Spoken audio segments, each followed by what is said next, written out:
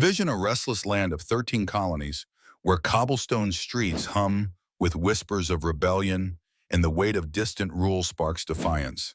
It's the 1760s and 70s, and the American colonies are hurtling toward a break with Britain, culminating in the Declaration of Independence on July 4th, 1776.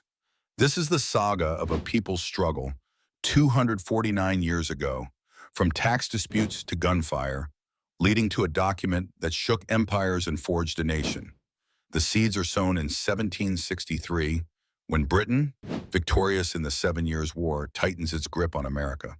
The war's cost, £70 million, prompts Parliament to tax the colonies, per British Treasury records. The Proclamation of 1763 bars colonists from settling west of the Appalachians, angering land-hungry Virginians like George Washington, 29, who calls it tyranny in his letters.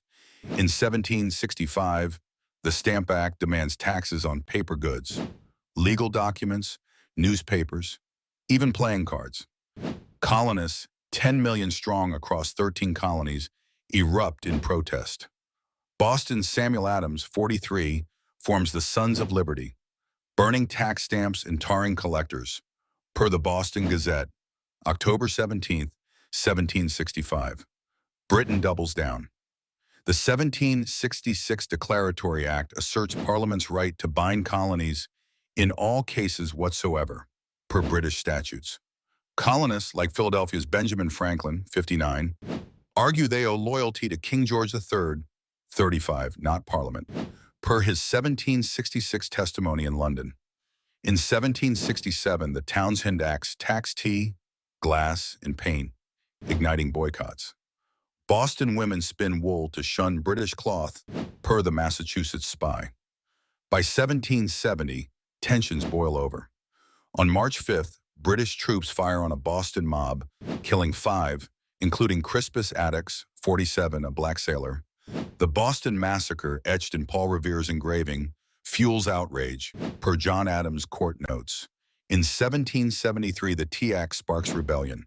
On December 16th, 60 Sons of Liberty, disguised as Mohawk Indians, board 3 ships in Boston Harbor, dumping 342 chests of tea, 90,000 pounds, into the water, per Governor Thomas Hutchinson's report. The Boston Evening Post calls it a blow for liberty. Britain retaliates with the Coercive Acts in 1774, closing Boston's port and quartering troops in homes per Parliament's March 31st records. Colonists dubbed them the Intolerable Acts. 12 colonies, Georgia abstains, send 56 delegates to the First Continental Congress in Philadelphia. September 5th, 1774. John Adams, 39, and Patrick Henry, 38, demand rights as Englishmen per Congress journals. They boycott British goods and call for militias. War ignites on April 19, 1775, at Lexington and Concord. British General Thomas Gage, 56, sends 700 redcoats to seize colonial arms. Paul Revere, 40, rides to warn the regulars are coming, per his April 20th letter. At Lexington, 70 Minutemen face the troops. 8 die in a dawn skirmish, per Captain John Parker's affidavit. At Concord, 400 colonists repel the British, killing 73 per Massachusetts militia logs. The battles spark rebellion. 20,000 join militias by June, per General Washington's reports. The Second Continental Congress convenes May 10, 1775, in Philadelphia. 65 delegates, including Franklin, now 69, and Thomas Jefferson, 32, form a Continental Army, naming Washington 43 commander, per Congress journals. By June 17th, the Battle of Bunker Hill sees 1,000 colonial losses but 2,000 British, per Gage's dispatch. King George declares the colonies in rebellion, August 23rd, per Royal Proclamation. In 1776, Thomas Paine's Common Sense, published January 10th, sells 120,000 copies, urging independence, per printer Robert Bell's records.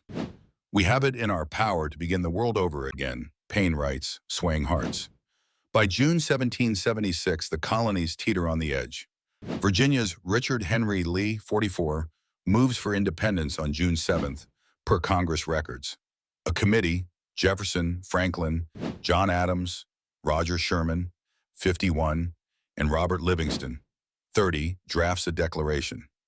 Jefferson, at Philadelphia's Graff House, pens the text, blending John Locke's ideals with colonial grievances, per his 1780 autobiography. He lists 27 abuses: taxation without consent, quartering troops, suspending legislatures, blaming George III. Franklin edits, softening tyrants to facts, per manuscript notes. On July 1st, Congress debates. 9 colonies favor independence. Pennsylvania and South Carolina waver. Delaware split. New York abstains, per John Adams' July 2nd letter. July 2nd, 12 colonies vote for independence. New York joins July 9th, per Congress journals.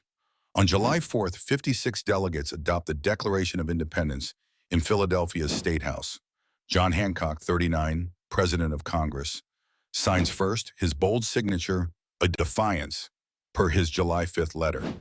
The parchment, engrossed on calfskin, declares, "All men are created equal, endowed with rights to life, liberty, and the pursuit of happiness."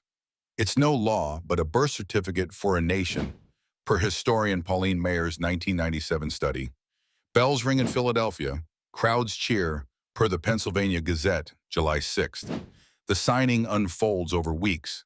Most delegates sign August 2nd, per Journals of the Continental Congress, though some, like Elbridge Gerry, 32, sign later. George Reed, 43, of Delaware, initially opposes but signs, swayed by Caesar Rodney's 80-mile ride, per Rodney's July 3rd diary. No women sign, no enslaved sign. Jefferson owns 600 per his Monticello records. The Declaration reaches London by August 10th. George III scorns it, per London Chronicle.